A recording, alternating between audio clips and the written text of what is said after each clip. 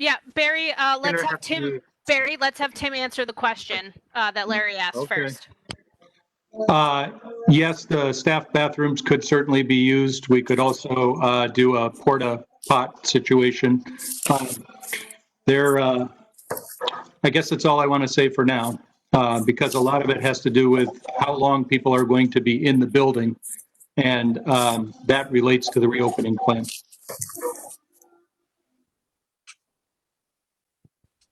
Thank you. So Barry, I guess the answer to your question is the public, as we know them now, the public restrooms will be closed through February 2021. But that does not mean that we cannot make other accommodations for public restrooms during that time. Okay, thank you. Any other questions?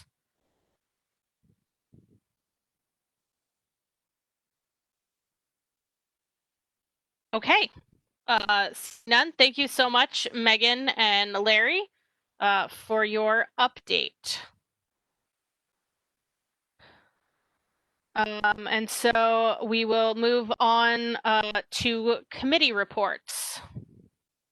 Starting with Buildings and Grounds and Long Range Plan. Kathy.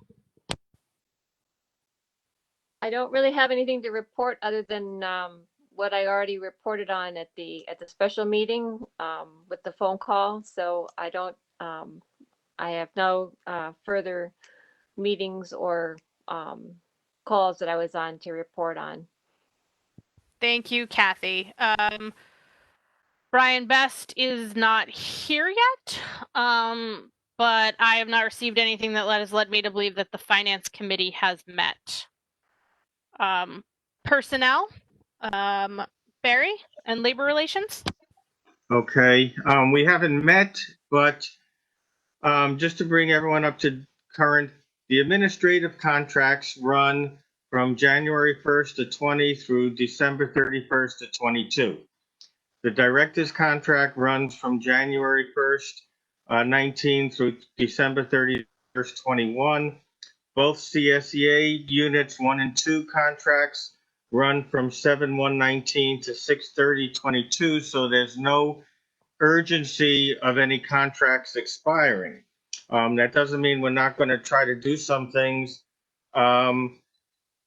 The one issue I'm having is that the CSEA contracts, which were effective July 1st, were signed, but the copies have not been provided yet. And my understanding is that CSEA actually prepares the contracts and provides them to us, but they haven't done that yet.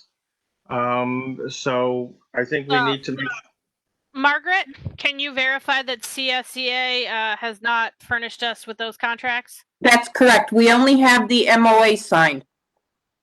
Okay, so we need contracts from them. Correct. Okay.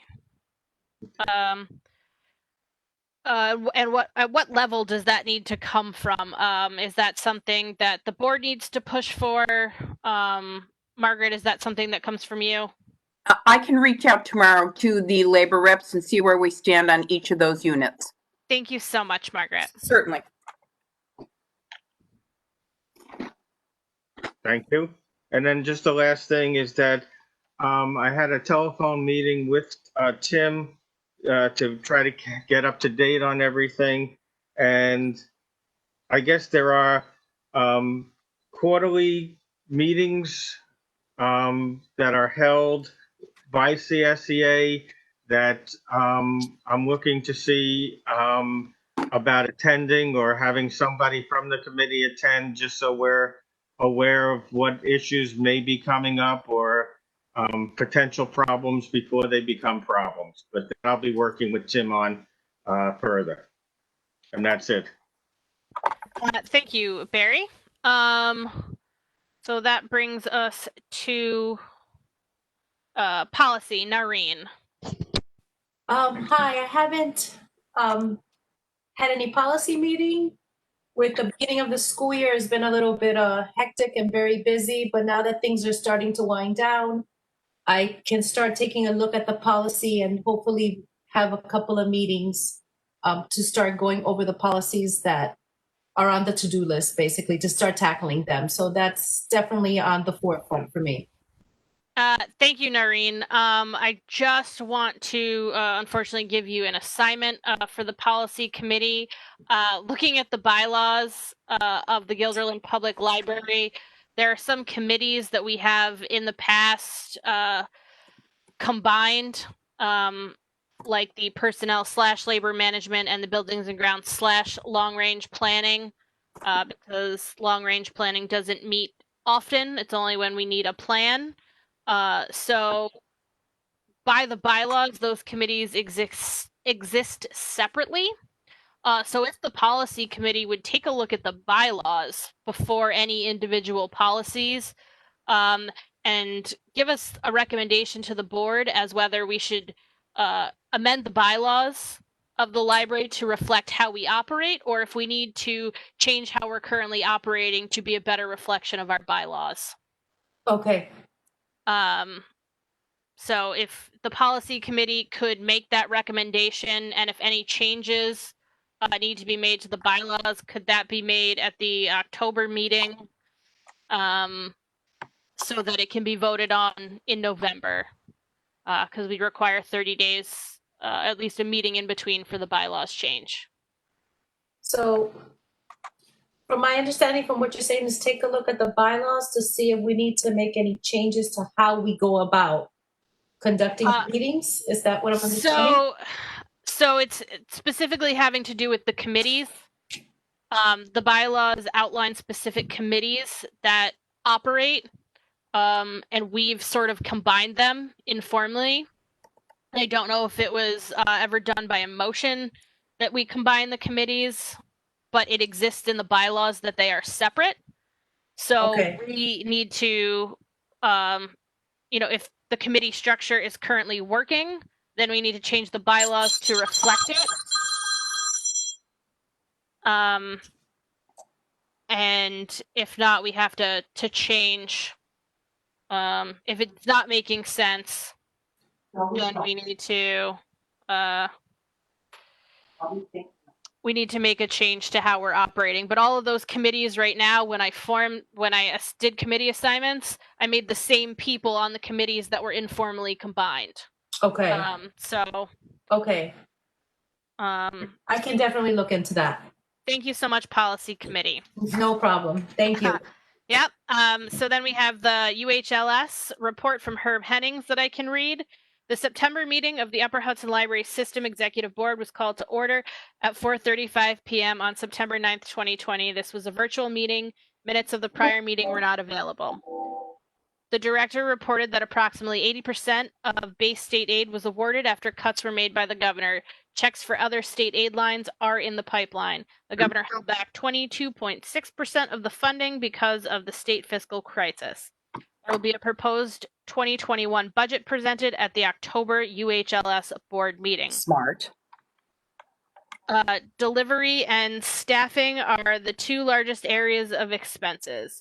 Member libraries are at different phases of reopening, with some having made greater progress than... Take pictures, give everybody a social distance hug. Margaret, can you mute, please? Enjoy yourself. Do you need anything? Somebody get your mail? Okay. Thank you. Member libraries are at different phases of reopening, with some having made greater progress than others. The Anti-Racism Task Force is continuing to work and has presented a report. Financial reports for July and August were presented and were accepted by the board. The Services Committee reported on the construction award distribution criteria, and after discussion, the criteria were accepted with the understanding that the criteria would be revisited before the next year's awards made. The Albany City Library Board expressed concerns about the construction aid award distribution recommendations because Albany has a number of branches, and there are a large number of poor minority library users, factors that they do not believe were given proper consideration in their figuring of the awards. That will be further looked into. For Guilderland, the project funded was the preparation for parking lot expansion.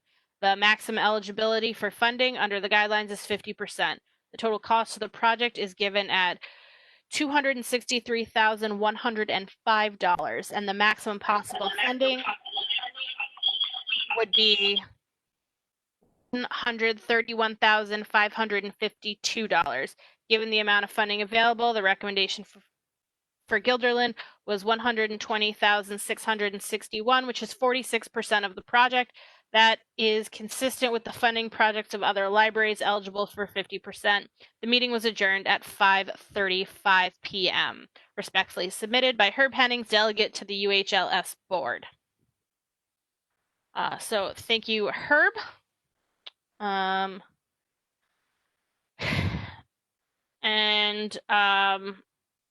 Foundation is Brian Best, and I don't see him as having gotten on the call yet.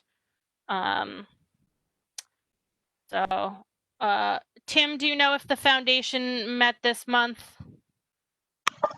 They did last Thursday, and I attended. Apologies in advance, I'm racking my brain. It was a nice social meeting. As Mark, I think, reported last time, the golf tournament that replaced the gala also got canceled, so there's no imminent plan for any fundraising activity. There was a little bit of a report on continuing paperwork problem with the IRS. But between Ann Lala and Hillary Colden, who's the treasurer, they feel like they're doing everything right, and that the IRS is maybe a little behind in their correspondence or something due to the COVID shutdown. So they're hoping to resolve that soon. And that was basically about it. All right. Now, Thank you. you might want to ask Brian when he gets here, but that's what I recall. Okay. You can fill us in if we missed anything. So I guess you're still up with the directors and department heads reports. Okay, so the first thing I want to do is to just remind everybody that during the last month, we read an obituary of a man named J. Paul Ward, who had been a longtime supporter of the Guilderland Public Library and a member of the foundation. And so, as we have been doing recently, I'd like to suggest we take a minute to silently remember this man who really loved the library and who also designated the library as the potential recipient of memorial gifts after his death.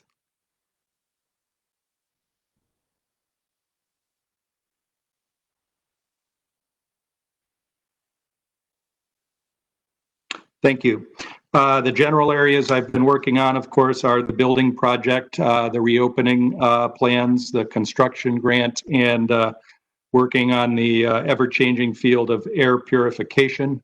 One thing that Margaret has in her report that I think is worth reading into the record is that the administration decided not to follow the payroll tax deferral that the federal government offered to employers. The decision was to be made at the employer level.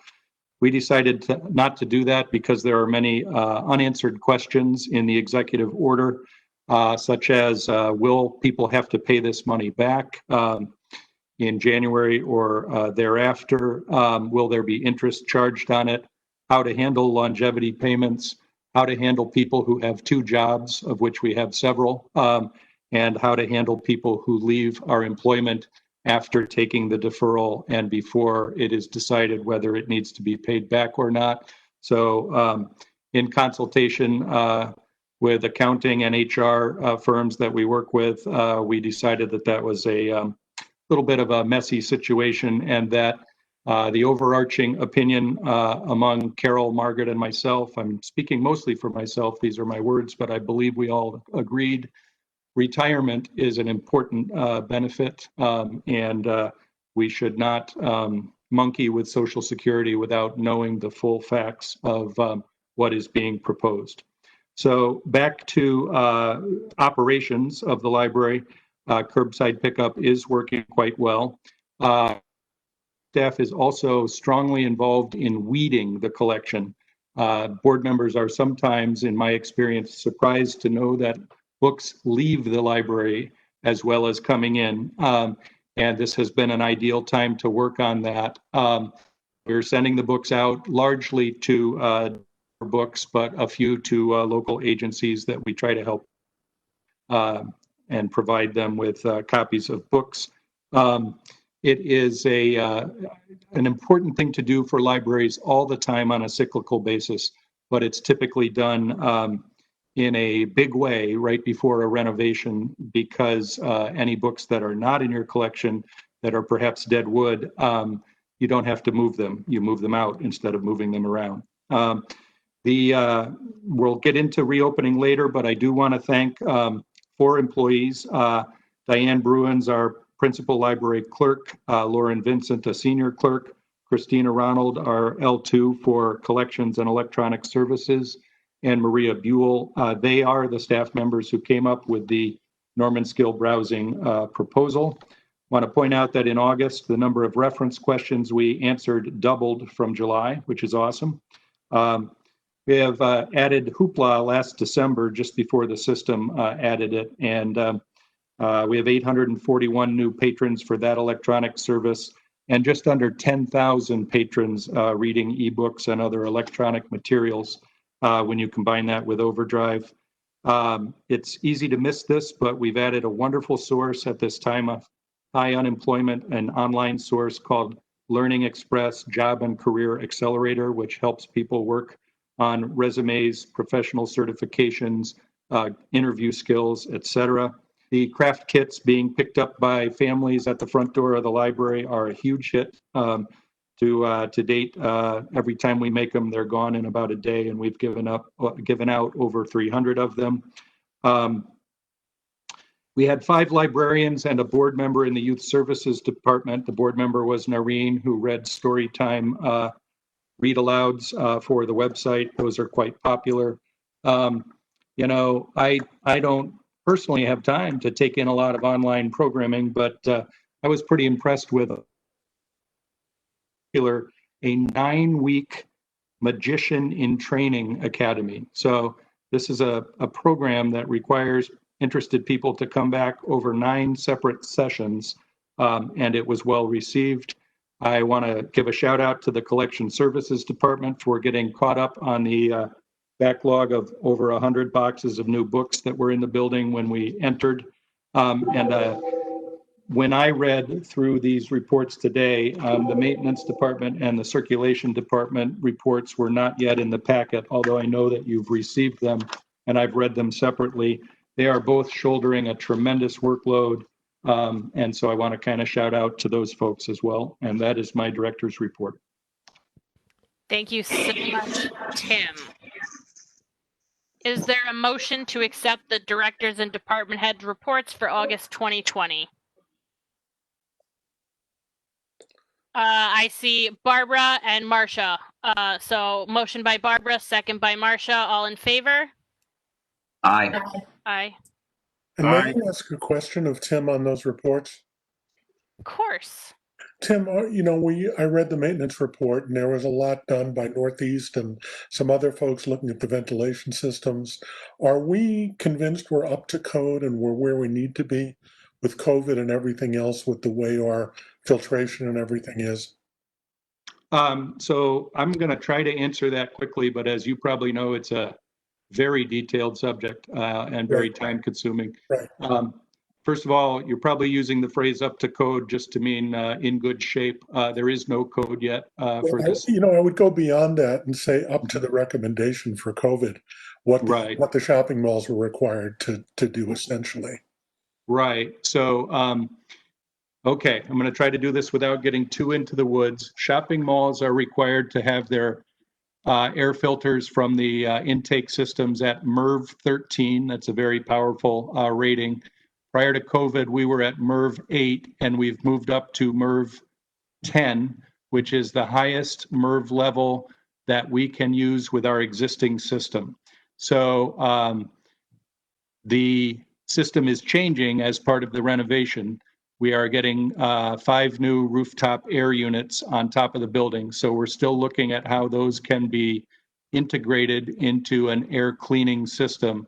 We looked for a while at ionization. I make a reference to that in my report.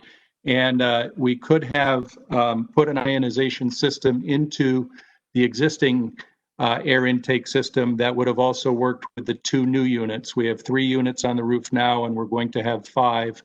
But ionization has some potentially negative side effects in terms of creating ozone that look like they want me, when the stuff, I think I want to exercise caution there, not to mention that the cost of that was $26,000, 27.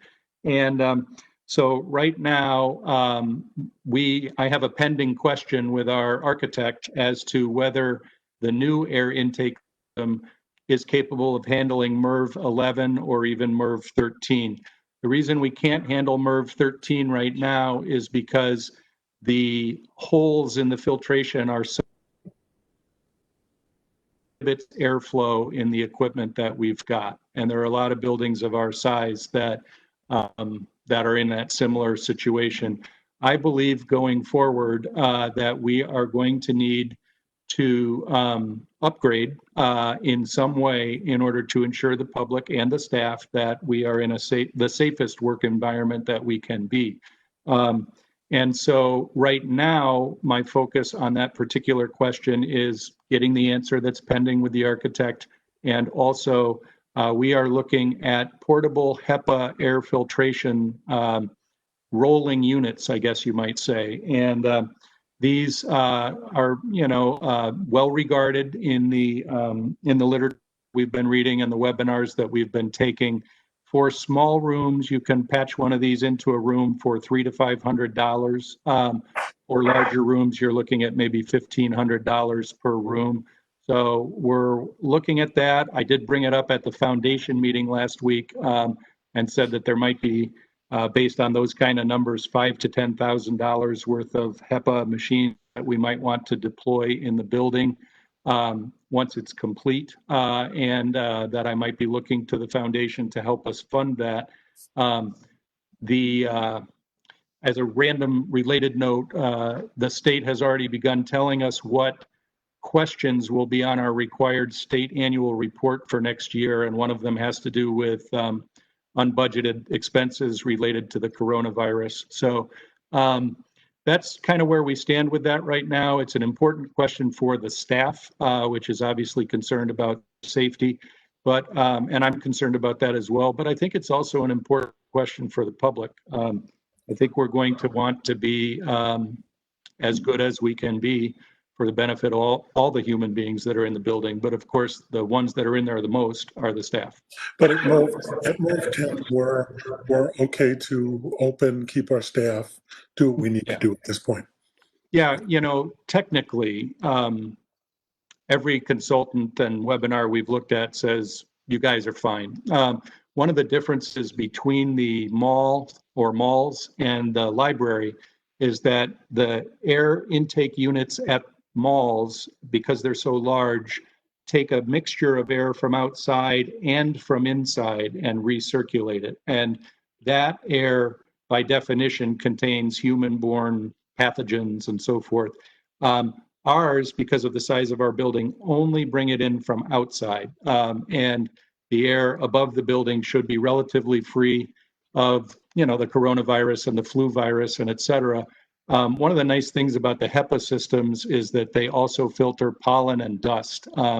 And we've always got pollen in different seasons, and we're about to have a lot of dust. So some of those I do intend to deploy soon, for example, in staff areas. And expenses of like $500 each are usually the budget that we've been given for small capital type stuff has covered that sort of thing every one of the 7 years I've been here.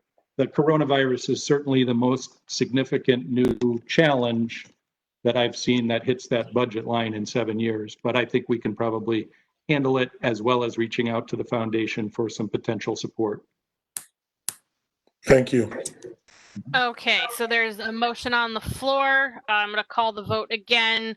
All in favor of accepting the directors and department heads reports for August 2020, please say aye. Aye. Aye. Unanimous, so moved at 7:06. I have a really quick question, if I might. Sure. Yeah, I noticed in the youth program reading of books to children, and one of our board members, Noreen Rivas, in addition to the librarians, was involved in that program. Do we have a list anywhere of, and not step board members or others can volunteer to help out at the library? Let me take that one if you don't mind, Caitlin. I don't, because I don't know the answer. So this is you. Sure. So basically, we reached out to Noreen knowing that she was bilingual, and I don't know if your readings, Noreen, were bilingual. But any of you who would like to do that, just let me know or let Beth Rienti know, head of Youth Services. I think it's a tremendous thing for a board member to participate in that level of service to people, and it kind of humanizes this difficult role that you take on as volunteers. I'm kind of speaking a little bit for Noreen, but I think you would find it rewarding. So if any of you are interested, reach out to me or reach out to Noreen. Thanks, Jim. Excellent question. Thank you so much. So now, Caitlin, I'll just throw in there too that Ann Wempel-Person and Amy McCarthy, who do the Dial-A-Story service, might be open to board members reading stories for that as well. And that has both adult and children's audience. So. all right, thanks, Tim. So if you're looking to read stories to the public, reach out to Tim and he'll set you in the right direction. Thank you, Tim. So the operational update to the reopening plan. Board members have all gotten a chance via email to take a look at this prior to the meeting. It was also sent to the union today at noon, and I'll let Tim for the public, if you want to go ahead and give an update on that reopening plan. Sure, and I'll do it quickly for the benefit of the public who haven't read it.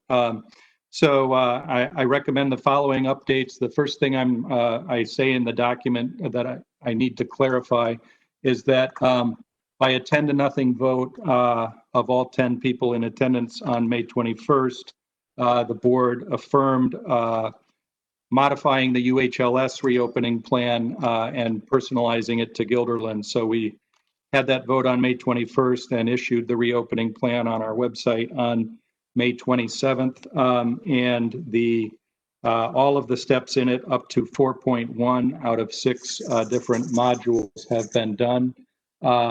Some of what's in 4.1 and 4.2 have been done and some have not, which is not to say I certainly heard you when we met on August 31st that you wanted an update to that plan.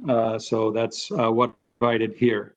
So as I mentioned in my director's report, these 4 employees had put together a plan to put together patron browsing by appointment in the Norman Skill Room, and we are very close to being able to do that. And so that's my first recommendation. I have a target date of October 1st, but we might be able to do it several days before that. I then recommend having 3 departments return to full-time work in the building as of September 23rd, which is next week and the first day of a pay period. And those departments are administration, maintenance, and information technology. As an aside, administration and information technology are not unionized departments. So their return to work is not affected by any union contracts. So now that requires a quick sidelight into the occupancy question, which I got resolved on Monday of this week. So the way that worked is that Megan Brennan provided numbers from the World of Architecture based on our square footage. And then we used the phase 2 retail guidelines to cut those numbers in half per the state requirement. And then we ran those numbers by Ted, Raymond, and Paul. I forget Paul's last name, the Guilderland Town Fire Inspectors on Monday, and they approved those numbers. So the occupancy limit is 96. What means, and I hope some staff are listening, is that the previous assumption that we needed to divide our workforce into two groups, Team Blue and Team Yellow, is erroneous now that we've established a fire occupancy code. So we have the ability and, in my opinion, the need to bring the staff back into the building. I'll have more to say about that in a minute. I am recommending that the full staff return to the building on October 7th with the goal of, as soon as possible, expanding curbside pickup hours and browsing in the Norman Skill Room to at least 6 hours a day on weekdays, 4 or 5 or 6 hours a day on Saturdays, and 4 hours a day on Sundays. I think that the public needs access at times other than the times that we've been able to do while our staff was limited to half and half. So that would we would target that on October 7th. October 15th is the date that the construction folks think is reasonable for construction people to actually be working in the building. The Saturday and Sunday hours, I got a little ahead of myself. I have at October 21st. November 3rd, we are an election day polling place. This is on the agenda later, but it makes sense to summarize it right now. I recommend that we have administration, maintenance, and IT working in the building that day to make sure that the building keeps running so that people can go in and safely vote, but that we have all the rest of the staff work from home and offer no curbside pickup or Norman Skill Room browsing on that day, because typically on election day for a presidential election, we would tell our staff to not park in the staff parking lot. We would move them to what we call the yellow lot, which is where the new parking is being built immediately east of the library. We can't do that because that place will be under construction, nor do we have access to 1/3 of our patron parking lot because it's going to be, 1/4 of our patron parking lot because it's going to be fenced off for use by contractors. So we're going to be losing essentially about 50 to 60 parking spaces. I haven't counted it from our capacity that exists today for that one day. So I think that my personal opinion is that the most important thing the library can do on November 3rd is facilitate voting. So I recommend that we have a one-day closure there. I then recommend that on November 4th through December 1st, we double or triple the amount of patron browsing space that we've got using the Norman Skill and the Helderberg Room for the remainder of the month of November for patron appointment browsing. And we should be able to get up closer to the 15 patrons in that November 4th to December 1st area. And December 1st, I recommend that we open the library to drop-in browsing for up to 15 patrons at a time. I mentioned that portions of the collection will be temporarily unavailable because of construction, and those will rotate. So we're going to be open, but we're going to be saying we're open, but no children's books this week because there's work going on in that area. Or we're open, but no fiction this week because there's work going on in that area. I do want to highlight that the presentation by the construction folks tonight used a little bit of a soft touch, but they would very, very much like to have the main reading room areas and main stack areas unoccupied by patrons until December 1st. That's what they've actually asked me to do. They seem to want to get me to say it rather than have them say it, and that's fine. But anyway, so I then give a little explanation of the occupancy. I think the important point here is that we've got an average of 45 staff members in the building on any given day, and the construction people have an average of 14. 45 and 14 is essentially 60. 60 subtracted from 96 leaves 36. But every other peer library is open. You have numbers in this report to fewer than 30 people at this time. Colony and Bethlehem are the highest, and they are open to 15 simultaneous browsers, and they are not under construction. We are. I think I'm going to try to be calm when I say this, but The entire point of doing the renovation is to gain space, okay? We needed space before the renovation. Before the renovation, none of us thought of the coronavirus and of the need to socially distance patrons or staff. We have a large staff. So related to that, I'm going to suggest or do suggest in this document that we bring in just enough of the staff at one time to expand the service hours, but that we continue to do some working from home and that we formalize that through a policy and perhaps through negotiation with CSEA where necessary. Because everything I'm seeing on television and reading in newspapers and magazines is that a permanent result of the pandemic has been that people have found that many kinds of can be done outside of work spaces. And it's to our advantage whenever we can get 7.5 hours of work per day out of somebody over the next year without having them in the building. You may not agree, but when you try to move the collection, build the building, keep everybody 6 feet apart, and put patrons in there, in a building you were already desperate to add space to, this is a very difficult challenge, and that's what's behind this document. Okay, I covered that. You have a paragraph in there. I think I need to highlight this for the public, okay? People tend to think about open and closed as two opposites. They certainly are in a simple sense, okay?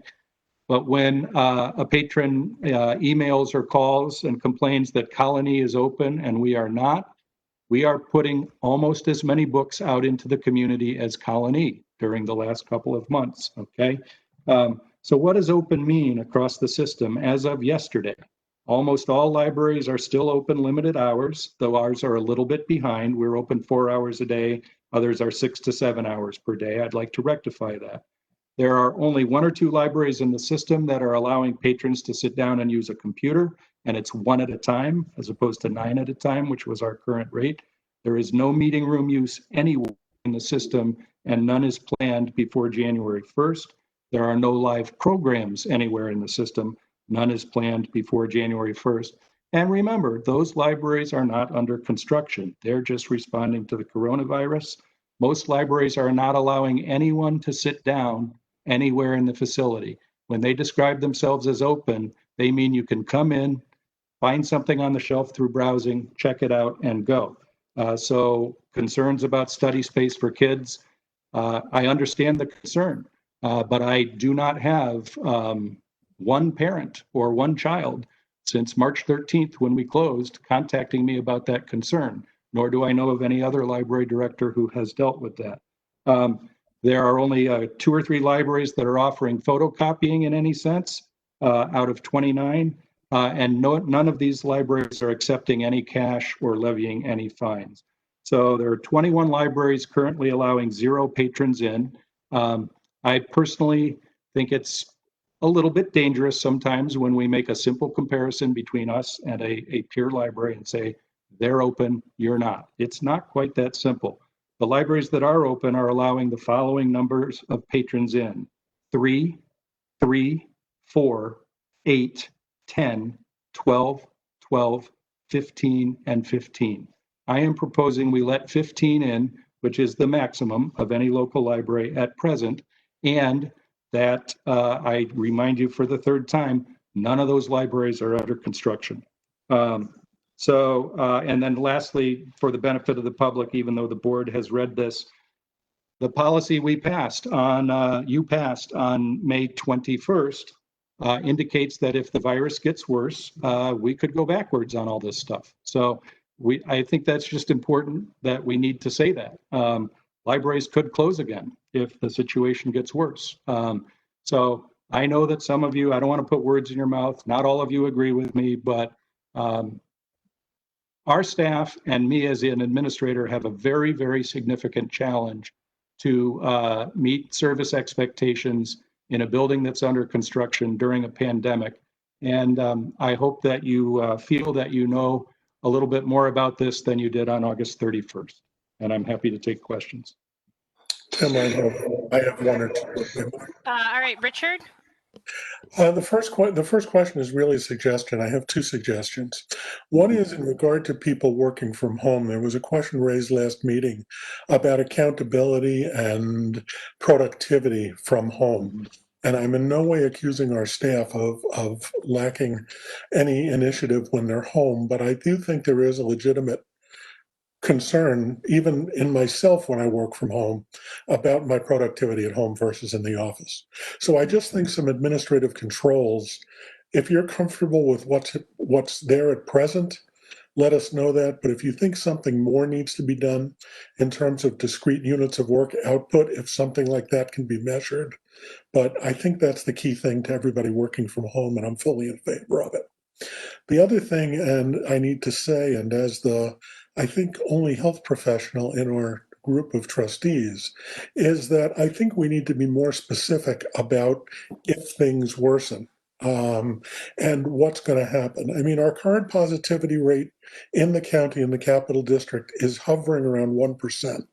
The most recent worsening has been because of some indiscretion at SUNY Albany, and it's gone up somewhat, but we're nowhere near the 5 to 10% positivity rate in some other states, thank goodness. But I think we need more either strict criteria or a process by which we'll determine whether we do need to back off. And I don't know if UHLS would be involved in that process, but I would appreciate either some criteria or a process. Because if we don't have that, we're not going to know what worse means. Right, and in addition to UHLS, I think that we might take guidance from the County Department of Health. I'm not saying it's a terrible situation right now. I just think it bears watching. But I think I mentioned in the document I sent you, should schools close, should the state or the federal government or the county recommend closure, we could write up those benchmarks, and we could, make that an administrative task or one of the board committees, if you'd like. I don't see the situation right now where we need to close, but I do think it's possible, and I appreciate your idea that we'd want to have a benchmark about it. What I would personally like to see is just some administrative structure by which you, if you feel you need some help on that, could get that help and that guidance from some of us or somebody else. Doesn't have to be a standing committee. Can just be a kitchen cabinet, so to speak, that can, just advise on where we are with positivity rates in the community. I'm certainly open to that. I would prefer to make these kinds of decisions in consultation with people like yourselves and maybe with the County Department of Health rather than having them fall solely on my shoulders, which is a little bit scary, to be honest. But yeah, I'm definitely open to that. So if somebody wants to propose a structure, I'll work under it. I think Tim, Hold on. Nope, Barry, hold on. I'm gonna start making lists again so we don't all talk at once to keep a virtual meeting. So I have Marcia, I saw Barry, did I see Mark? I got Mark. And I've got Kathy and Barbara. All right, so that is where we're gonna start. Marcia, Barry, Mark, Kathy, Barbara, Peter. I just thank you all for this. Keeping the structure and the order all set. So Marcia? Yeah, I'll just make it brief. I think the suggestion by Richard is a good one. I don't know if we've had any problems, and Tim could speak to whether we've not had any problems about accountability of people working from home. So if we have had problems, I think the board should know about it. My view is that basically we're adults and the staff will do what they need to do. I couldn't imagine people not doing what they're supposed to do, but I think Richard's right that it's always good to be safe and have some understanding as to what's expected. I commend Tim and staff for putting this together. I think it's the effectuation of it is going to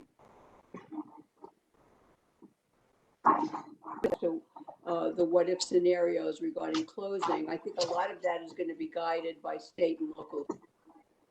You know, for instance, if the schools, the county decides that we're closing, or if God forbid we go to near a 5% level, a lot of the structure that you're discussing, Richard, can a lot of it will probably be dictated by government offices, local and state, and you know, I'd say federal, but I think their suggestions are very good. But mostly, I wanted to commend the staff and Tim on a great job. Thank you so much, Marcia. Barry? Okay, I just had one comment, not so much, just to add on. Tim, you mentioned that it was Ted Raymond and Paul. Paul's last name is Paul Miller. I just want to get that on the record. Thank you. So that's the only comment I have. Thank you, Barry. Mark? So first of all, I want to say thanks, Tim, for putting that together. Thanks for the timeline. I think that's what majority of us were looking for, was a timeline for opening. I have a question around some of the dates. So it sounds like the December 1st date is, for the most part, picked because of the construction company wanting us to push it out to December 1st. Correct. Right, I'm seeing you shaking your head. Okay, so one is kind of going back to our meeting last time too, is that, you know, it was anticipated that the library would be open during construction whenever it started. So I'm taking COVID out of it right now. So if that was still the case, then I don't necessarily know if we would even be closed till December based off of the request. So my recommendation is continue to open, not take their request to December. Now, my question on that as it relates to COVID is, December 1st the right time frame, or should we move it closer to October 1st to have 7 people in the library and then slowly work up to 15, or why don't we just go straight to 15? Okay. Certainly the possibility of starting more slowly is viable. And going straight to 15 is certainly an option. You know, I guess my answer to you all would be that every construction project is unique for the architect and the construction manager, and 100% unique for the library administration. This is the only one I'm going to do. So we are in a situation of figuring out the construction as we go. They will construct in any way we tell them to. If we tell them that we're open for 15 patrons, you know, October 1st or October 15th or something like that, then they will adjust their schedules accordingly. And my general understanding, I'm not an expert because this is the only building I will ever build as far as I know, is that that will make the process slower and more expensive. You know, I guess when I weigh all these factors, I think of the value of having 15 people who want to come and browse in the building versus the value of getting a jump start and gaining a lot of ground early on construction. And I think that the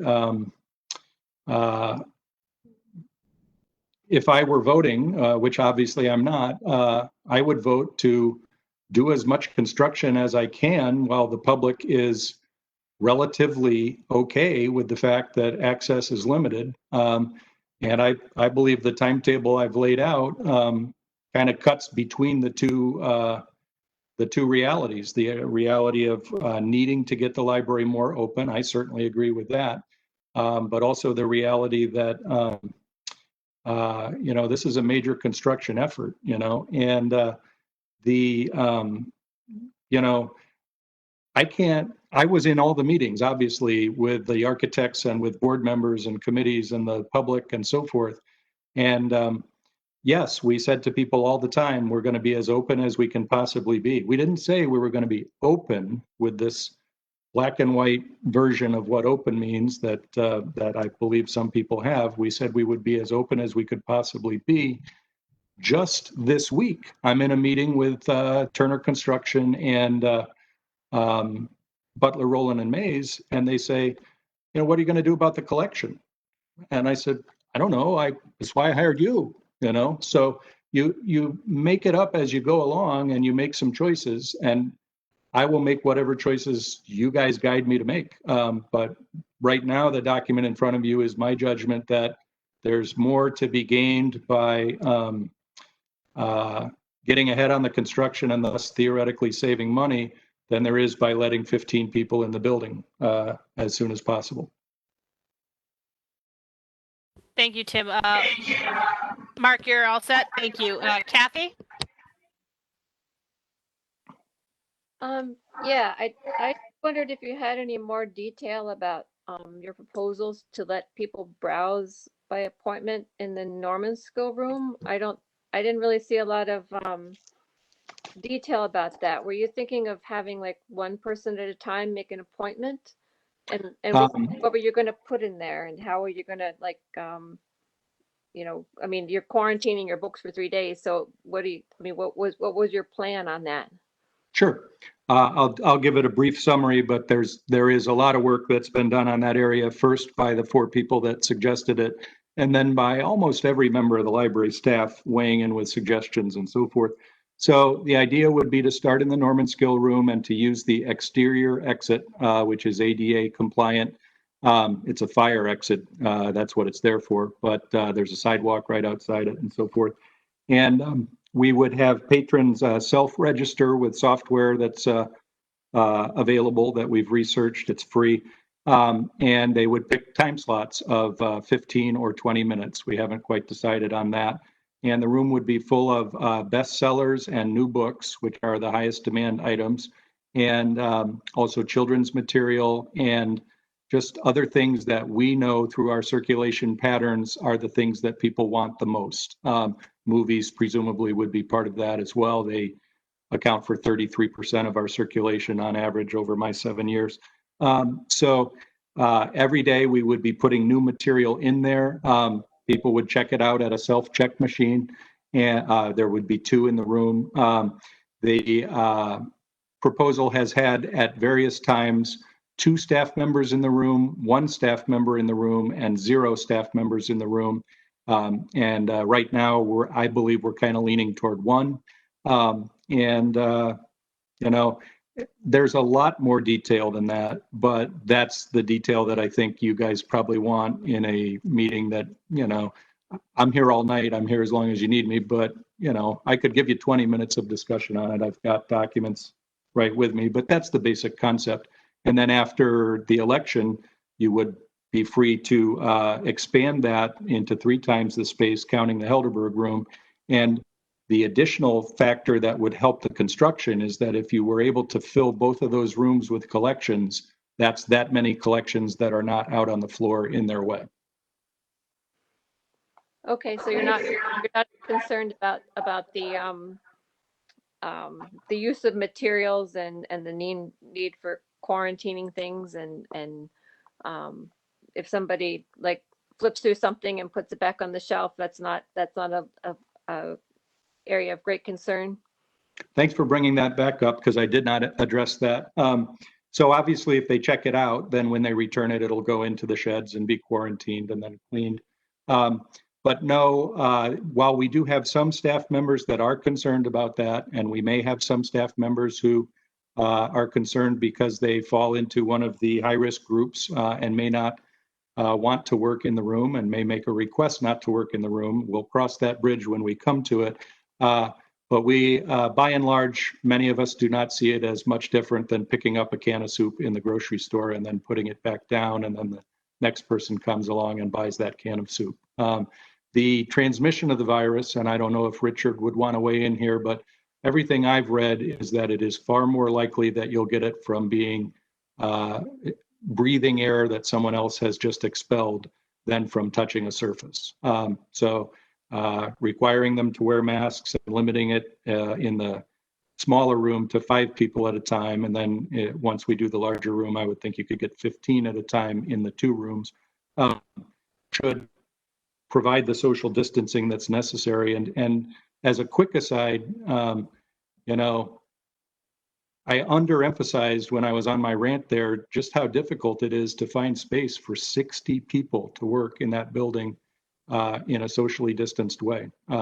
So that makes that challenge even more significant. But in terms of picking up an item and choosing not to check it out, I think that I use the grocery store, and I know that it's at my own risk.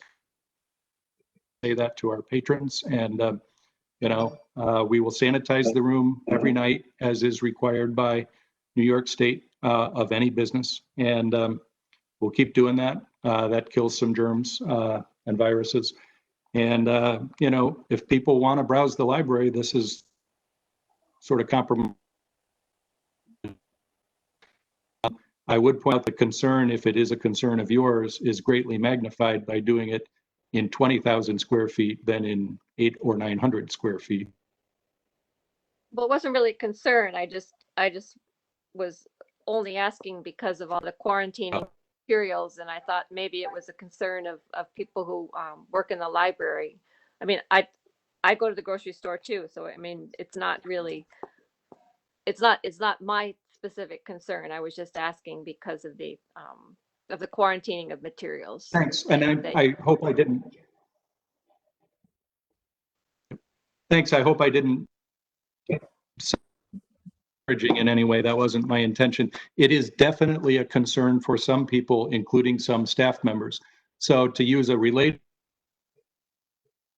out in front of the building, and I got a very email from a patron who had seen another patron not wearing a mask, not wearing gloves, and sort through the material. And the patron was saying to me, how can you let this happen? And I said, thanks for your concern, but I can't post a staff member next to this tiny little free library 24 hours a day. And I think most people kind of understand that if you're browsing a public bookshelf, you know, it's sort of enter at your own risk. I do believe, as I said at each of the last two meetings, that we are likely overestimating the degree of people who are dying to get inside that building. It's in 6 months of being closed, I still count 6 patrons. You know, it's not. So Kathy, has your question regarding the materials in the Norman's Kill Room been answered? Yes. Okay. Yep. So Barbara. Okay. I guess I was a little disappointed at the timetable and was hoping that when the full staff was on board, that we could have, you know, a full reopening with the mask requirement, the social distancing, limited number of people in the library. And Tim, you keep mentioning the savings financially by staying closed until December 1st. But our bid documents are out. We have fixed costs on those documents. How are we saving money by preventing the public from coming in the building until December 1st? That's my first question. I believe it's Barbara. For clarification, it is just his plan till December 1st would be the stacks. There are other accommodations to open other areas of the building prior to December 1st. I just want to make sure that's clear for the public who don't have the plan in front of them. Right. No, you know, what I believe Tim said is that on October 1st, the Norman's Kill Room, if we approve this plan, would be available with hand-selected books by librarians that are popular items that would be in that room for, you know, people to browse and then check out.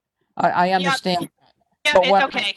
What I'm looking for and what I'm surprised that Tim is saying that nobody's asking for this, because a number of people have shared with me their desire to browse in the library. That if we have a full staff on board on October 7th, that at that point, at least by October 7th, we should be able to let limited numbers of people come in and browse the stacks. That would certainly be my desire. But the second question I have for Tim, what hours does our janitorial staff work right now? I'm having trouble hearing you, Barbara. Could you say it again? I said, what hours does our janitorial staff work right now? You know, a half-hour day. They stagger, and the part-time guys are assigned shifts of 5, 4, 6 hours, et cetera. So the ones that are not in the building that are part-time are not getting paid unless there's something they're required to do, like a sexual harassment webinar or whatever. But the ones that are in the building are working a little more. We have someone there every day from about 8:30 in the morning till about in maintenance. Okay, here's my follow-up question to that. Why then can't the bins, the quarantine bins, be opened like from 9 to 9 or whatever? Because it's the maintenance people that put up the canopy and close it up, correct? So Right. We thought we people have addressed asked, that why by, aren't the bins opened? You know, while there are people there to take care of them. we thought we had addressed that adequately by making them open 5 days a week from 11 to 8, but I believe we could do 9 to 8 if that would be helpful. I know some patrons would enjoy that. So I think we have the capacity to go to 9 to 8. If I can answer your first question, how would we be saving money? The construction bid documents call for X amount of work to be done. And if you can give the construction people a couple months of unfettered access, they can do the work simultaneously instead of sequentially. So you get more work done sooner, which then moves you closer to the goal of getting all the work done, and pays a dividend at the end in terms of more access later. The access will go away at some point to every part of the library collection. This just kind of focuses or concentrates the work to be done by more people at once at the beginning instead of spreading it out over a long time. And that's how you theoretically would save some money. It's not, my motivation is really not financial. The voters approved a bond for X amount of dollars, and that's the amount of money that's going to get borrowed. And, you know, we're going to try to do the whole project according to market conditions on that amount of money. And if we can't, then we'll have to cut corners. That's the way that all works. But it just seems to make sense to me that if no library in a 2-county area is letting any more than 15 people in, and if we have these 2 large meeting rooms that can accommodate 15 people, that's where we ought to put the people for a couple of months so that we can get ahead on the other work while the weather is still good. Okay, another totally unrelated question, but still a pertinent question, I hope. All these many 6 months or thereabouts, we have been paying the staff their full salaries. If we end up with another closure, would you consider the whole concept of furlough? Because you have shared with us repeatedly that these people do as much work at home as they do, you know, in the office. But when again, this is an outsider looking in, so bear with me. A clerk that stands on his or her feet for a 7.5-hour shift, checking out books, meeting with the people. I have a hard time envisioning what they're doing at home for 7.5 hours and still getting full pay. So from the standpoint of if we do close again and, you know, people are not physically in the building doing their jobs, and you have mentioned that there are some jobs that can be done from home, maybe ordering books and things such as that, which would make sense. But on the whole, you know, pages, shelving books, they can't do that from home. So Barbara, Yes, Barbara, is your question, would the library consider furloughing staff if there was another closure? correct. That is that. I believe this answer comes from Margaret Garrett. Margaret, would you chime in, please? If you want to discuss furloughs, it's got to go to the Personnel Committee and our labor lawyer and CSEA because it's in contracts. Mhm. So And, that's not to say it is or is not to be considered. That's what it would take to consider it. We should give that assignment to the Personnel and Labor Management Committee, which is Barry. Please start considering a contingency plan for a secondary closure and what that negotiation, how quickly that could happen. I will get with the committee and we will discuss this. Excellent. It's Rich. Can I follow up on Barbara's question though, however? Yes. Tim, but the briefly. question that Barbara raised about somebody who does a specific job that requires patrons and requires books. Can you just elucidate what they are doing at home? To some extent, I can elucidate that. So the first thing is that your natural concern as board members with accountability and the community's concern with accountability is certainly reasonable. I don't share that concern because I have a very deep window into what people are doing. And you don't necessarily have that because you get me for a couple hours a month at night. And, you know, there's a lot of work in the library that takes place on a computer. So for example, the clerk that Barbara used as an example, here's what I can tell you, okay? So those clerks, actually, I don't mean to be contradictory, Barbara, but they don't stand on their feet for 7 hours a day. They do an hour at the desk and then they sit down at a computer for an hour. And what they're doing there is they're resolving situations where patrons have placed holds or have overdues. They're calling people, they're emailing people to remind them that, you know, you have this material. If you're not going to bring it back, you're going to have. So it's not, while it's a highly automated process, there's a lot of kind of minute adjustments that need to be made times to keep that system running well. They are, you know, trying to figure out why something went missing, and a lot of that can be done on the computer. They are taking webinars and professional development courses. They are reading the email that I send, that their department head sends them, that says, when you get back into the library on Monday, we've changed this procedure, so here's what you need to learn how to do. So it's obvious and reasonable that they're not able to do as much at home as they are able to do at work. So perhaps Barry's committee should be looking at that. The last time that we faced the discussion about what to do in the closure, my advice back in April was, we've got a lot to deal with here. Let's not deal with an across-the-board labor problem that's going to take many hours to deal with.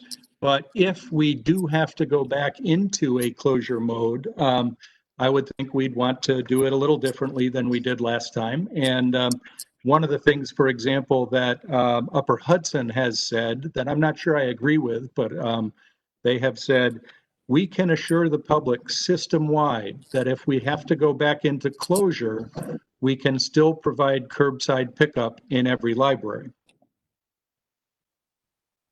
The library that Upper Hudson works with is not unionized, and they are of very different sizes. So I would sort of express caution about that. How do you make the decision about which library staff members come in to provide that service and which don't have to? You know, do you make it based on their health and their membership in various, you know, groups? They're above a certain age, or they have asthma or whatever. And is that fair to the person who doesn't have asthma? So we will, if I'm not unwilling to do, if there's another closure, we're going to have to sort out a lot of stuff, and it'll take time, and time is money. but it's a reasonable question for board members with fiduciary responsibility to be raising. And maybe one solution to what you're raising is, up to this point, I've asked you to trust me as I trust my department heads, and they trust their employees to be creating reports on what they're doing when they're working from home. If you'd like us to develop a standardized form to address that the next time that a closure occurs, I hope one does not occur, of course. And I'm calling in this proposal to bring all staff in by October 7th. So respectfully, although it may not sound respectfully, this, which is going away soon if you approve the plan, except that I do recommend that we still allow some people to work from home because we don't have enough space in the building, particularly under construction and under social distancing, to keep them there. So maybe what we need to do here is come up with an accountability form. I don't really like that name, but a one-page that you fill out every day that says what you did when you were working from home. I'm willing to do that. Caitlin, I have one more question. Okay. If it is the will of the board to open on October 7th, when your full staff is available or, back in the building, would you have a problem with that? You're asking me? Yeah. Tim, I think this document that Tim has sent us with these dates are his recommendations, based on current health practices, what the infection rate is, the idea of a phased reopening, to open a small part of the building and then add to it as we go, in addition to give us time to do those union negotiations. I personally, don't think they're going to happen overnight. And I do, at some point during this conversation, after Peter speaks, I will read an email that was sent by the CSEA Unit 1 president. Ideally, Tim, this what Tim has sent us, this timeline is his recommendation. So are you saying that, as board members, we can no longer ask Tim questions? No, not at all. What I'm saying is, Barbara asks is what do you think? And I'm saying that this timeline is Tim's recommendation. We also, as a board, can say that we do not accept his recommendation. Well, what I was asking is, if on October 7th, if the board feels that, we could safely reopen, I'm just going along with the current Albany County Health Commissioner, who's saying, take advantage of this time period, because as we hit November, December, and the flu and COVID may be hitting at the same time, that's basically what I've been hearing, is take advantage of this time. So by moving it up to October 7th, which is still a few weeks away, if I had my own druthers, I'd move it up to that October 1st date. But understanding some of the things that Tim has shared, I certainly would like the board to consider opening at least by the 7th, and so directing Tim. But thank you. Thank you, Barbara. I think it was that so directing Tim that you'd like the board, and we can get to motions. I know Peter would still like to speak. Yes, Peter? So I have a few questions here, but first, before I do that, I want to just say I want to thank the Altamont Enterprise for their coverage of our special meeting last week, and also for everybody who participated by calling in. I guess I also kind of wanted to make a statement from something I just heard a few moments ago, which was that since the library's been closed, I believe Tim said he heard from 6 people who told him that the library wanted to be open. So I would encourage the residents of the town of Guilderland to contact him and let him know if they're interested in the library being open, because I would believe that there's more than 6 people who are interested in the library being open. In fact, it was last week I was walking my dog after the meeting that we had, and a woman stopped me in the car telling me she had watched the meeting and that she hoped for the library to open. I stopped in town hall again. I'm doing some construction work, and thanks to our supervisor, Peter Barber, who has opened up the town, I was able to go inside that building, talk with somebody who worked inside there who was still shocked that the library is still closed at this point in time, and then calls that I'm getting. So There are more than 6 people, I bet, who are probably concerned about that.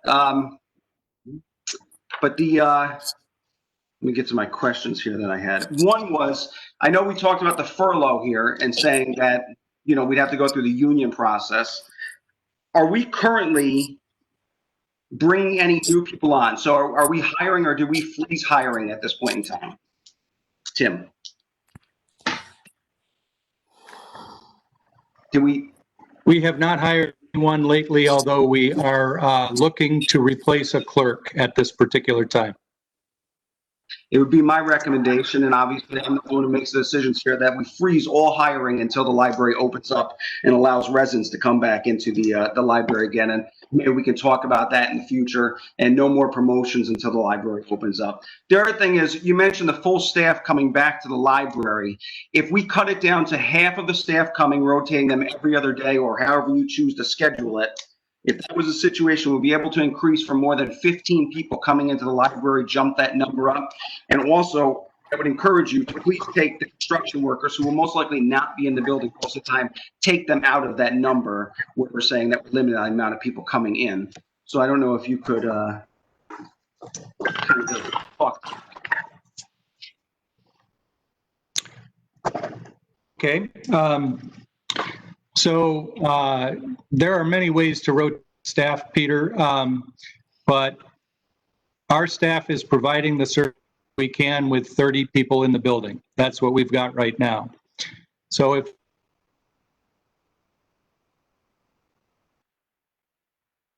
the day instead of every other 2 weeks, in my mind, which is why I'm trying to bring the back into the building so I can public. There was one other question in there that I can't quite remember, but I did have an answer for it. So if something has not been answered, can you restate it? Oh boy, here we go.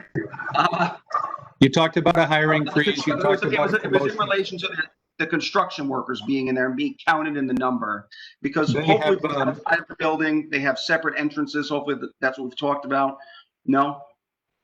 They enter through the same 2 doors that everybody else enters. You cannot prevent the pollination of these people. A construction worker can transmit the virus exactly the same. A person is a person. Okay. So I know I'm all over the place on these questions here. I'm just trying to fit them all in. I think I'm losing you once in a while on this. The other thing is, I have a question. It's going in and out. Yeah, Tim, Yeah. you're going in and out a bit. But we got that that's what the state told you could do in terms of counting capacity. And I think that at least answers that question for Peter, does it? Yeah, then we'll go. That's fine. Okay, and then One last thing that I just have a question about here. I think when we met last time, there was a concern because something had been put out to the general public about our meeting, and maybe it wasn't as complete as it probably should have been when that went out. The other day, we all received an email as board members. I know it's a topic of discussion that I'm sure we'll probably discuss again in a little bit as well. But the email that I received, well, let me ask this question first, Tim. Did you meet with CSEA today to discuss the reopening plan?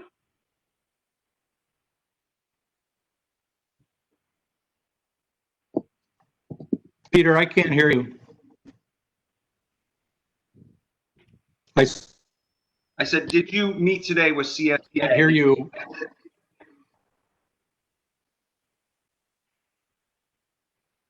Can anybody else hear me or no? Yeah. So Tim, Question, did I Yes. today? Yeah, I heard you clear as day. yeah. CSBA. I did not meet her. Yes.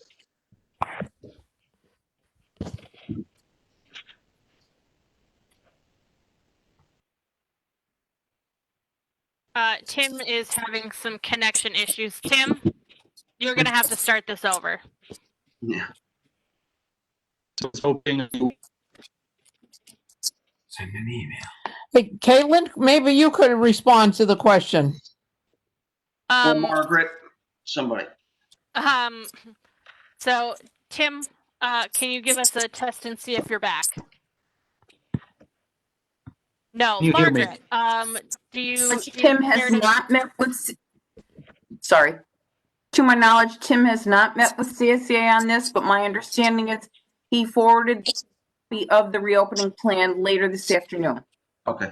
It appeared from the conversation that we had earlier with Megan Brennan and Larry Turner, did they also receive a copy of this opening plan? Megan and Larry? Yes. I'm not clear on that. Okay. I know it was briefly alluded to this afternoon during their update meeting, but I don't know if they got the paper copy itself. Yes. So I appreciate it. Thank you, Margaret, for answering that. I guess the point I'm bringing up is that yesterday when we received this email, it was made sure that confidential was written or typed in uppercase letters. And it said, this document is only for board consumption at this time, per Caitlin. So I'm just wondering if it was for only board consumption and for us to discuss, why would it have been sent to those other people who are not currently part of the board? In my opinion, this is something that should have been discussed with us. And then after we talked about it, then it would get forward to them or talked with anybody who's outside of the board. I'm confused by that. I know this email kind of became, does it violate open meetings law, which is something we need to look into? Can people have discussions? Peter, can people talk about things? Yeah. Peter, I will jump in. If there's a quorum of the board present in an email chain, it is the opinion of the attorney that is in violation of meeting law, open meeting law, to conduct business and have discussion. The purposes of emails between the board members is to schedule meetings, to give agendas and the documents that will be seen in meetings.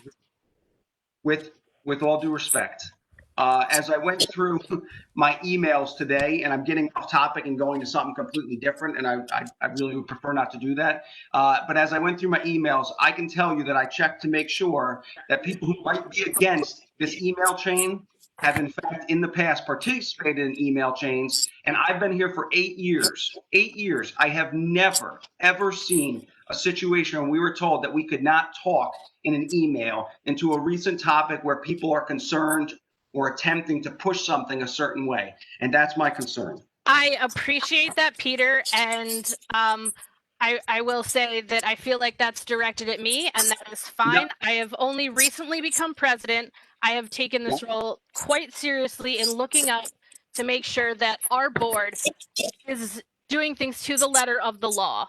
And what I found is that past practices of having conversations via email should not have taken place. And we're trying to work with the board to rectify that. So going forward during my tenure here as president, that it does not continue to happen.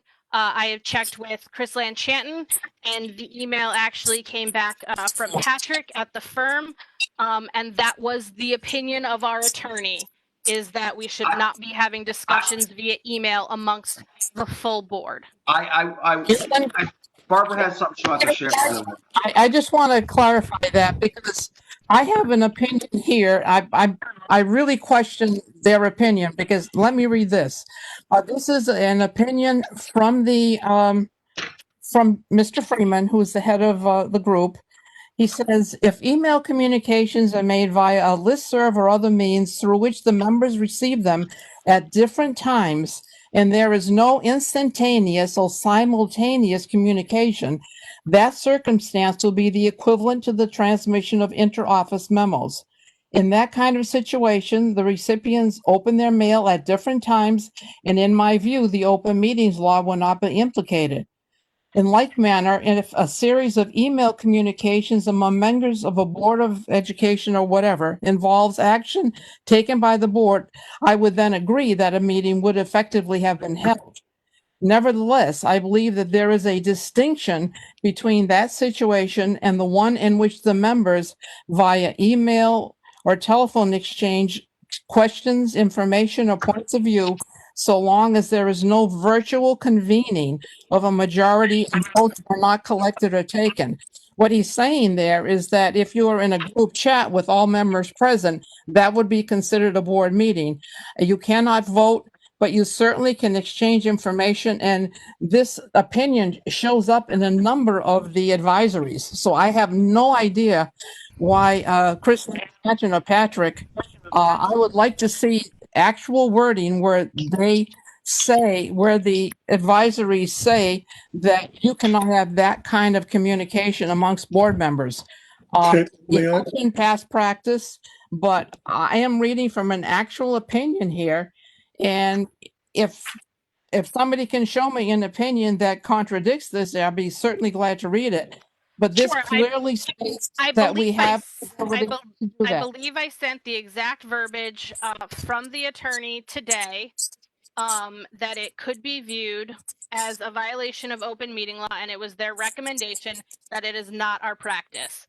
And I think, particularly the board wants to have private conversations via email about reopening the library and a multi-million-dollar building project, and it is my preference that we have them at meetings in the public where we can be open. Richard, yes.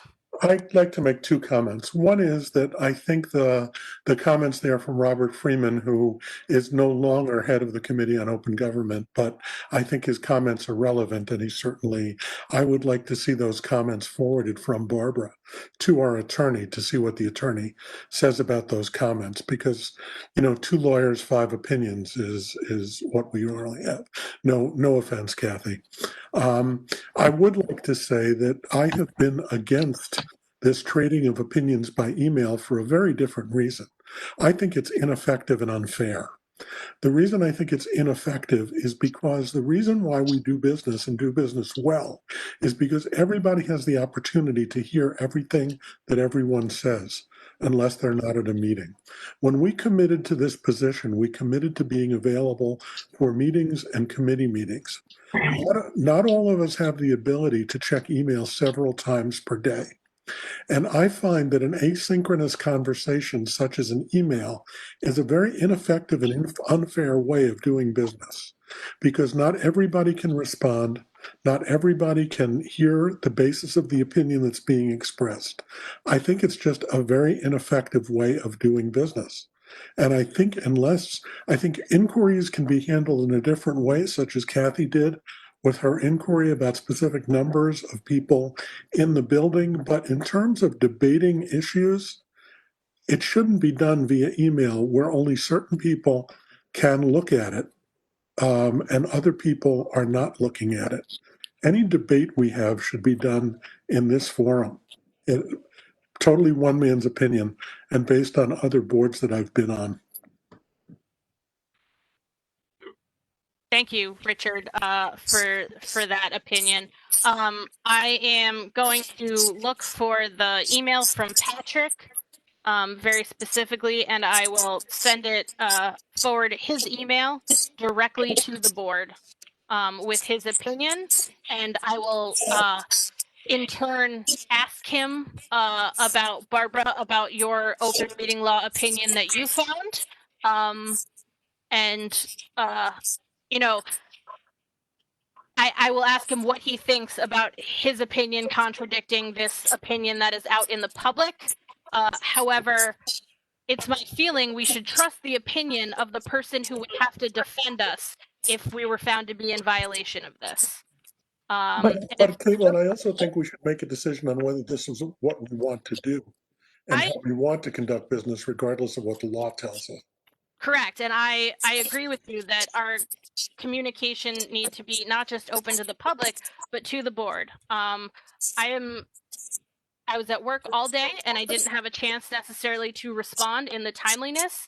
And for the people that do, it does provide an unfair means of communication to have a board debate.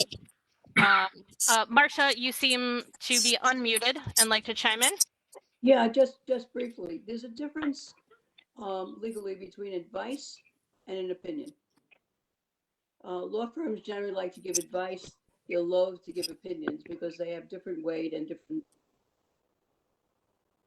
My suggestion is that we pose a formal question to our outside counsel, giving a number of variations that have come up with respect to the use of email and what's discussed in the email, and ask them to give us a formal opinion.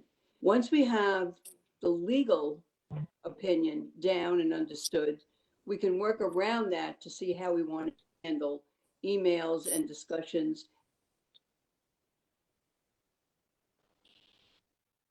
My belief is that questions that come back and forth for clarification or how many people are allowed in the building, that should not be a problem, but a debate on email that should be a subject and put on an agenda for the board is quite a different matter. But I do think we should ask for a formal opinion, and so that our debate, some of us are lawyers, some of us are not, can look at that opinion and then formulate a way to go forward. I think that's an excellent plan. I will put that first thing on my docket tomorrow to specifically ask the opinion of our attorney or an advisement on a very specific email chain and what the do's and don'ts are not. Yeah, and if necessary, you know, we can ask them to come to a board meeting so that the board can put questions to them after we take a look at their opinion. So thank Okay. you for your time. Great idea. Okay, so Peter, that will resolve your question, or at least there will be action taken to answer your question on open meeting. And I'm not trying to be disrespectful to you. It is just a question that I had, a concern that I had. So if you take it that way, I apologize. That's not the way it was meant. No. I understand, as in any case with the transition of leadership, some things change, and you know, if I'm being overly cautious on the matter, it's because I'm trying to do right by the board, by the library, and by the citizens of Guilderland to make sure that we are being as honest and open as we can be with the generous tax dollars they've given us specifically for this project. Was there anything? Well, there was something else, Peter, but I don't remember. Besides, No, open. that was it, right? So I can. Thank you. Okay. Yep. Barbara, did you have something? I would just say the opinion that you read to us from the lawyer was just, it might or it could. It wasn't a very definitive opinion. And as I said, you know, I do want them to look at these sightings that I certainly found and that I think are very practical and commonsensical, because it gives people an opportunity to know what questions, you know, a board is facing ahead of time. Thank you. Thank you, Barbara. All right. So let's go back to the agenda. Richard, yes. Is a motion in order? Probably, but I don't know what for. So we were on the operational update to the reopening plan. I would like to move that we accept the reopening plan as proposed. All right, motion by Richard to accept the reopening plan as proposed. Is there a second? Kathy is the second. I'll second. Okay. I've got Kathy as the second already, Marcia. Okay. But we'll move. I would like to make an amendment to that. I don't know how this goes. I think we have I have to accept the amendment, otherwise the motion remains as is. I'm sorry, what was that, Richard? I need to accept the amendment, otherwise the motion stays as is. Okay. Could I jump in here for a moment? Would you like me to read the comments from CSEA before you go ahead and vote? I didn't have them at the beginning of the meeting, but I have them now. Yes, I'm looking at the email chain, and it looks like this was submitted. It was sent to PC at Guilderland Library at 5:53. Point of order, Yes. Madam President. Yes. Okay, there's a motion on the floor and another member made a motion to amend that motion. Before any further discussion can take place, the motion to amend the motion has to be acted on and accepted by not only Richard, who made the motion, but by Kathy, who seconded it. And Okay. and only then, if they both accept it, then the motion is amended, and then we can have discussion. Okay, so there's a motion to amend by Barbara. And Barbara, what is that amendment? That we would amend his plan to open the library a little bit sooner on October 7th, when the full staff will be present versus December 1st. Can you elaborate on open? That people would be allowed to actually go into the library and browse the stacks so that the staff doesn't have to haul books into the Norman Skill room, that people would go pick out their own things. It would be on a staggered basis, as Tim suggested, 7 to 15 people, whatever he decided. And, that would be my concept of open. I would reject that amendment on the basis of Tim making a clear point that the construction workers needed the stacks to be completely available to them during construction. So we have to vote on my original amendment. Or your original Or motion? my original motion. All right, so, If it's voted down, Barbara has the right to make a separate motion okay. that contains her amendment. So there was public comment, so I'm going to start the discussion on this since that amendment was not accepted by Richard, who made the original motion. An email that should have been read during public comment, but it looks like due to delay, did not get there in time, but it was sent at 5:53. So I think it deserves to be read. It's from the CSEA Unit 1, submitted by Vincent Sands, the Labor Relations Specialist, CSEA, and Ann Wimple-Person, Unit 1 President, the Gildan Public Library during the public comment period. And this is that we asked the library push back the target date of all the staff to report from October 7th to October 14th. This will be 1 full month after the Guilderland School District opened for in-person classes. This allows the library a bit more time to see if there's an increase of cases amongst residents. Having all staff in the building at the same time seems unsafe. Would the library allow half of the staff, Team Blue for instance, in the building in the morning and the other half, Yellow, in the afternoon, with the idea of rotating and still allowing work from home? Where will staff workspaces be if all the library staff are in the building at the exact same time? If all the staff are working at the library, what will the protocols be if someone is exposed or contracts the virus? Will all staff need to be working from home in such a case? Who is staffing the Normanskill and Helderberg rooms? If a staff member is concerned about their health and working in the Normanskill or Helderberg rooms, will a doctor note be required to allow them out of that task? And will they be assured not to lose work hours and be assigned other duties? How frequently will the rooms be cleaned? What specifically will the maintenance department be doing to clean the rooms? How frequently will the restrooms be cleaned and disinfected if all the staff are in the building?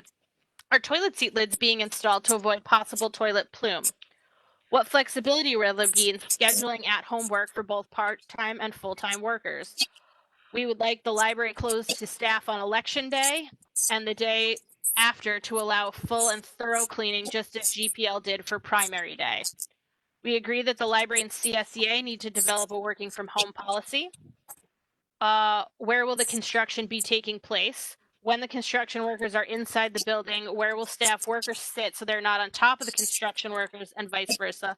Will all the construction workers have to fill out a daily form regarding their health if they're in contact with COVID or visited other quarantine states?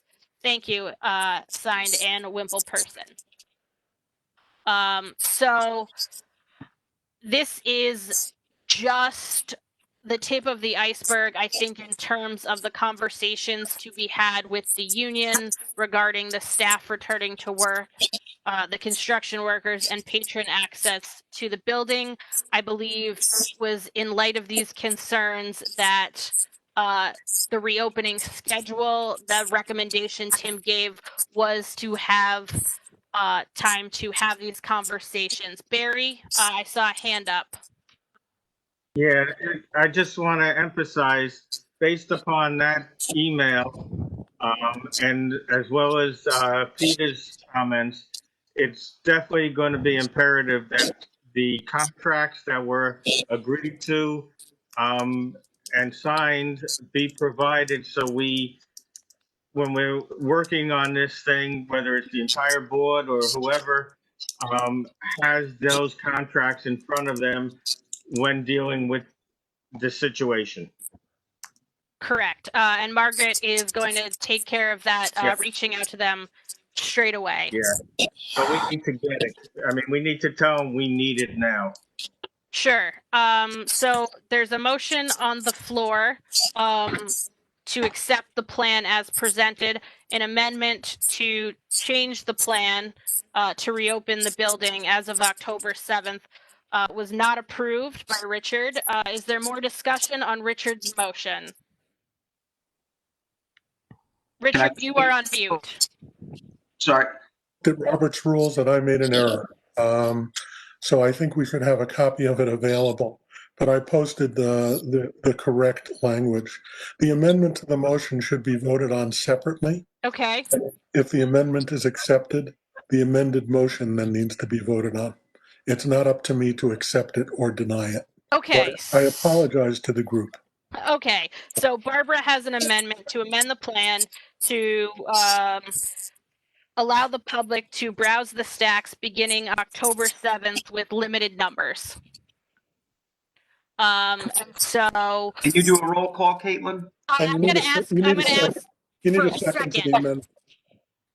It needs a second. I'll second it. Peter Hopper will second it. All right. Peter is seconding Barbara's amendment. And we are going to do a roll call vote. Just give me one moment to keep track of all of it. We could also have commentary from the others on the amendment. Let me make a list. Sorry, hold on.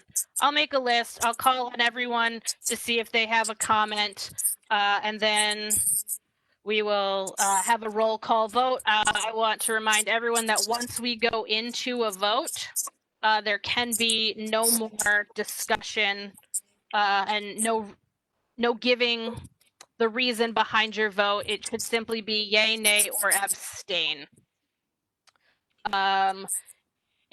Me. Okay, so I've got on my screen, first up is Barbara, do you have comment on the amendment? No, I think I've spoken my piece and hope Sure. that it opens up sooner. Barry, do you have comment on the amendment? Now you're on mute, Barry. Unmute. Wait. Now you're Okay, good. can you Talk. hear me now? Yes. Okay, no, I don't have any comment. Thank you. Kathy, do you have comment? On the original motion? No, on the amendment to change the plan to allow people, patrons in the stacks for browsing beginning October 7th. No, I don't. I mean, other than, I don't agree with it. Okay, thank you, Kathy. Martha? I think it's very well intentioned, but I feel that a more staggered program, as recommended by Tim, is really a safer way to go. So I vote no on that amendment.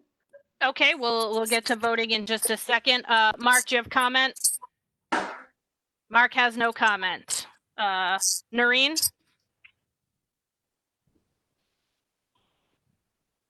Yes, while I am probably the first one who would love to go in there tomorrow, if I could, because I look longingly at the library and I know it's so needed for resources, and especially because I'm personally teaching the kids at home. It would be wonderful to go in person. At this time, I don't feel like it's safe in terms of that email that you read from CSCA, it shows to me that there's real concerns. I think the staff would be very, there would be a lot of stress and tension. And I don't think waiting 2 more months is really, in the long span of things, a lot to add, especially with the kids going back to school. I think everybody is really in a wait and see what happens then. I think by December, when Tim is suggesting that we open, we'll have a clearer view of where we stand with all the reopenings going on, especially with the school children and flu season around. Thank you, Noreen. Richard, do you have comment on the amendment? Yeah, I think I made my comments known. As much as I would like to give, I mirror others, but my main concern is decreasing the effectiveness and efficiency of the construction. The sooner we can get the construction done, the sooner we can move along. If they require the stacks to be closed, there won't be any ceilings in the room. I don't know about the safety of that for COVID, as well as just safety in terms of moving around a space that's under construction. So for that reason, I don't agree with the amendment. Thank you, Richard. Jason? Comment. Peter?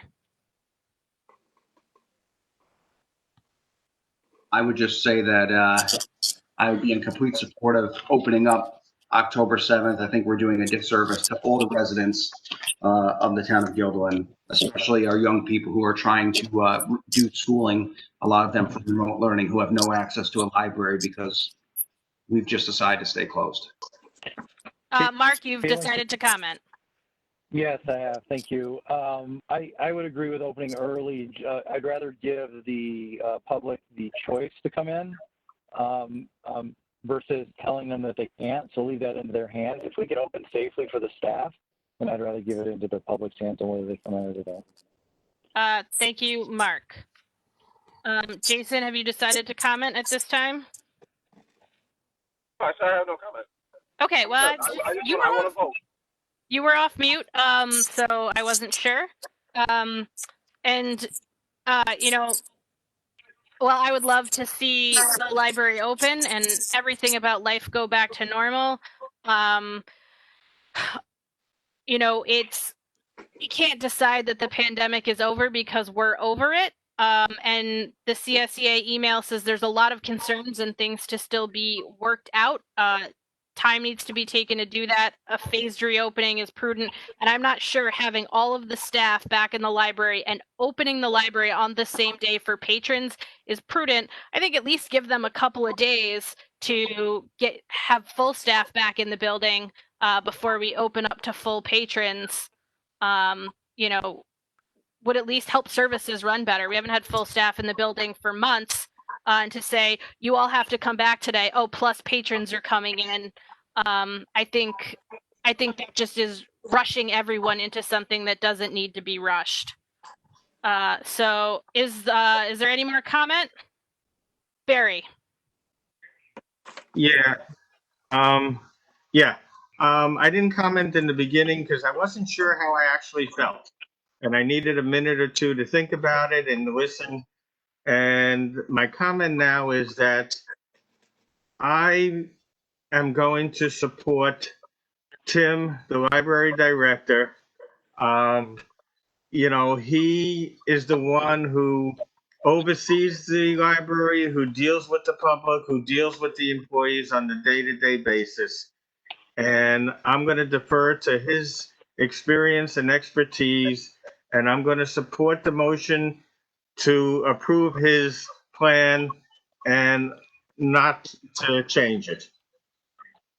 All right, Marcia, I see you're off mute. Was there a comment you wanted to make? Oh, no, sorry about that. Okay, so I'm going to do a roll call vote, and this is on Barbara's amendment to amend the reopening plan to allow browsing in the stacks beginning October 7th. Barbara? In favor. Barry? Against. Barry is against. Kathy? Against. Marcia? No. Mark? Yes. Noreen? No. Richard? No. Jason? Yes. Jason, Did you guys hear me? did you say yes? I said yes. And Peter, Yes. and I am against. So that is 4 in favor, 6 against, and the motion fails. So now the original motion that Richard made is on the table to accept the reopening plan as presented. And does anyone want to continue discussion on that, or are we ready to, does everyone feel that they're ready to move to a vote? I would like a roll call, please, if we would. Absolutely, we are going to roll call vote. Barbara. Barbara is no. Barry. Yes. Barry is yes. Kathy. Yes. Kathy is yes. Marcia. Yes. Marcia is yes. Mark. Mark. No. Yes. Richard. Yes. Jason. No. Peter. No. And Caitlin is yes. So that is 6 in favor, 4 against. The motion is moved and passes. That we've accepted, as a board, we've accepted this plan as presented. Thank you all so much for making that as easy as it possibly could be, and keeping the discourse courteous via, I guess, the standards for such virtual meetings. New business, the formal adoption of the 2021 construction grant. So you all have a copy of that in your packets. I read it. I worked with Tim Wiles on this, and he worked with Tim Burke, just on making sure we had it all filled out correctly. There was one item that we needed a little clarification on. But is there a motion or any discussion on the construction grant? I'd like to make a motion to accept the grant as proposed in the packet. I'll second it. Motion by Barry, second by Peter. All in favor? Aye. Aye. Aye. Is there any against? Okay, that it makes it unanimous. So moved at 8:34. The schedule special board meeting to approve a general contractor for renovation. We've got that scheduled for the 24th of this month, which puts it 1 week from today at 6 p.m. Is there a motion to accept that special board meeting? I'll make the motion. Motion by Peter. Second. Second, I have Kathy, I can see. All in favor? Aye. Aye. Any opposed? Aye. Seeing no opposition, the motion passes unanimously at 8:35. Election day preparation. So that was part of the executive summary of the reopening plan, that the library offer no services to the public, and that only admin, IT staff, and maintenance employees report to the building.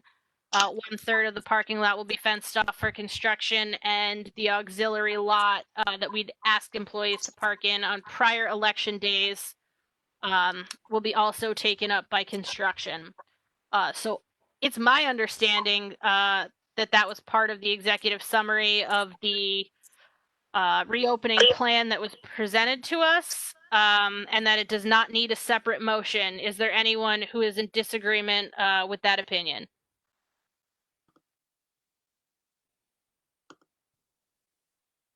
Richard? No, nothing for me. Okay, anytime I see anyone come off mute, I want to make sure that they're. Oh, I'm sorry. Nope. That's okay. Caitlin, I'll make a motion that we accept the regular minutes of the regular business meeting on August 20th, 2020. All right, Peter is moving to the regular business meeting. You were at that meeting, right? Yes. So you can make that motion? Okay. I believe I was there, yes. Perfect. So there's a motion to accept the regular minutes. Jenna, can you let us know who has to abstain? I Yeah, have it's to- Barry and Noreen. Okay, so Barry and Noreen have to abstain.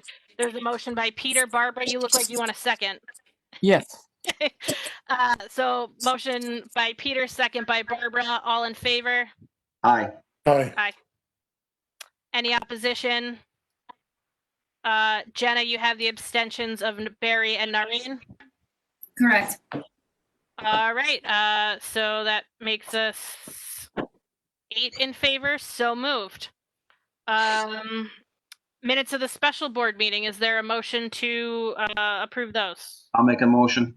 Motion by Peter, second by Barbara. All in favor? Aye. Wait, I have to abstain. I was not at that meeting. Okay, we have an abstention by Barry. Everyone else, Jenna, are there other abstentions? No, just Barry. Just Barry, okay. Any against? Seeing no opposition and 1 abstention, 9 in favor, motion is moved. And passes at 8:38.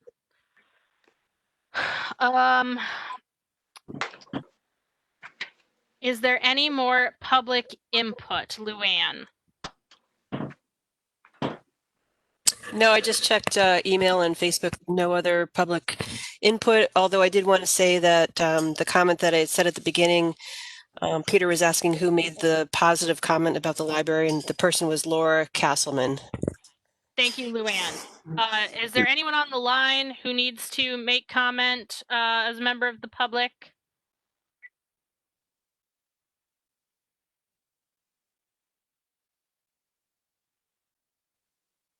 I'm hearing none. Is that correct? Okay, so seeing no more public input at tonight's board meeting, do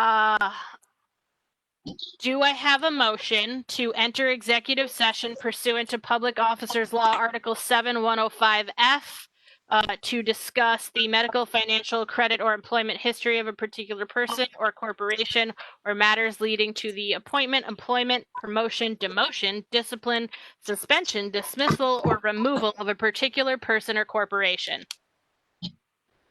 I make the motion. Noreen motion, Marcia second? Yep. Okay, so thank you all very much. I'll wait until I believe Margaret is staying by Tony, and we will move to executive session. Do we need to vote on the motion? Oh yeah, we sure do. Is it unanimous? Yeah. Yes. Okay. Yes. Sorry, getting ahead of myself to Caitlin? move this along. It passes at 8:40. Caitlin, I think I'm only on the phone right now, so Okay. I can't verify, but the IT staff person running the meeting is John, and we need to verify that John has left the meeting. Okay.